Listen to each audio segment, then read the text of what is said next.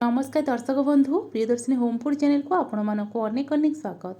आज मुझे सेयार करी ये ठंडा ठंडा पाग को गरमा गरम अटा एवं कंचा आलूर जलखिया जहाँ आम बनवा मात्र 2 चामच तेल ता छड़ा यह आपण मैंने बड़ मैंने खाईपारे छुआ मैंने टिफिन नापी बहुत ही पसंद करेंगे।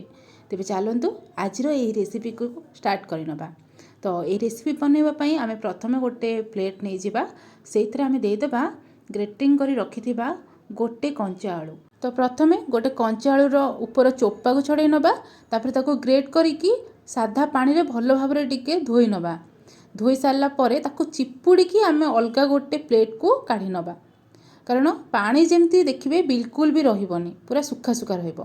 तापर एतरे किछि कटा पियाज देई दबा कटा कंचा लंका एवं कटा रसुण देई दबा ता संगे स्वाद अनुसार लूण देई दबा लास्ट रे आमे किछि धनिया पत्र मध्ये देई दबा। तो आपण मैंने चाहिए ये कंचा लंका रसुण रो पेस्ट मध्य दे पारिबे। तो याको भल भाव रे एबे मिसई नबा। मिसई सारला परे याको बेसी समय रखिबेनी कारण लूण जेहेतु पड़ीगला ना सेतु पानी रिलीज हो पारे। तो एपटे मु रेडी कर नेइथिली 2टी देखंतु रुटी याको बेलिकी रखी नेइथिली। तो एबे आमे कोन करबा ना एथरु पट्टे रुटी को मो प्लेट को काढी नउची।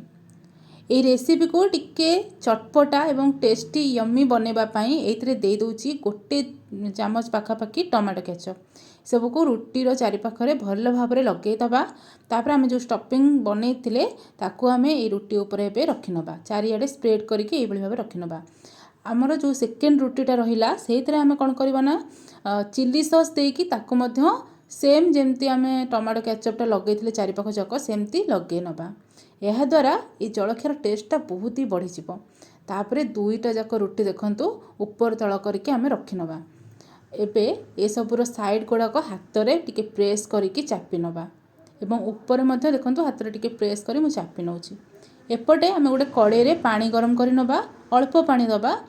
पानी गरम कर साला परे एतरा आमे गोटे एमती जाली रकम रो थाली दे दबा ता ऊपर मु टिके तेल ग्रेस कर नउची। कोन पई ना आमे जो रुटीटा सेतरे दबा ना सिजिबा पई खाली देले काले आमर सिझिले सेटा बाहरिबा पई हमको कष्ट हबो। तो सेथि पई हम टिके तेल दे देले जेमति कि आराम से आमे बाहर करि परिबा।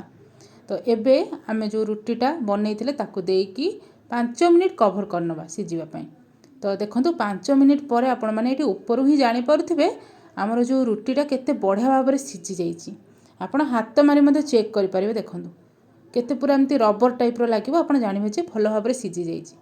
एबेटा ठंडा हवा पाई दबा ठंडा हो सारे ही आम को बाहर करवा नहले तो कौन हम गरमा गरम आपण मैंने बाहर करने फाटीज जलखियाटा एकदम नष्ट होमको बनवाई कष्ट हम। ठंडा हो सारापर देखो आराम से बाहर जाऊँगी। एबे आमे कौन करवा ना प्लेट को या बाहर कर नबा एवं या कौन करवा ना मन पसंदर पीसेस अनुसार काटिबा। आपण मैंने चाहिए डायरेक्ट आपण मैंने तेल रे या फ्राए करें तापर काटी खाई पारे किंतु एमती कले ना टिके इजी हम देखा बहुत ही सुंदर लगे। तो ये देखो सैंडविच टाइप रको काटी नौची। एबे आमे कौन करवा ना गोटे गिनारे देखंतु अल्प अटा राशि लूण हलदी ए सब को मिक्स करके गोटे बैटर बनै नहीं जमी टिके बहलिया रहिबो।